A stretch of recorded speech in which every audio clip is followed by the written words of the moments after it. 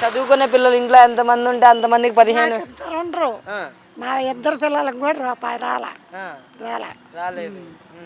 ఉచిత బస్సు సంగతి ఏంటంటారు మరి? బస్సు కూడా లేదు. ఆ, లేదు ఛార్జీ. ఛార్జీ అది కూడా. విజయవాడ మటుకు ఛార్జీ. విజయవాడ మటుకు ఛార్జీ. అంటే జగన్మోహన్ రెడ్డి రాష్ట్రాన్ని అప్పుల పాలు చేసిపోయాడు, నాకు కొంచెం టైం ఇవ్వండి పథకాలన్నీ ఇస్తానంటున్నాడు కదా మరి. ఏం లేదు ఇచ్చిన వాళ్ళకి తండ్రి ఈ నాలుగు కంట్రోల్ బియ్యం కూడా ఇటల్లా అమ్ముకుంటాడు.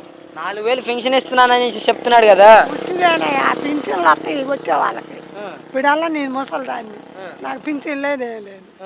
ఏమిస్తాండి మాకు? మీకేమి ఇవ్వట్లేదు అంటే అసలు జగన్ ఉన్నప్పుడు ఏమి ఇచ్చాడని, మరి ఈయన వచ్చిన తర్వాత ఏమి ఇవ్వట్లేదు అంటున్నారు మీరు? అసలు ఇస్తే కాదు కంట్రోల్ బియ్యం కూడా ఇటల్లా అడగరాదు.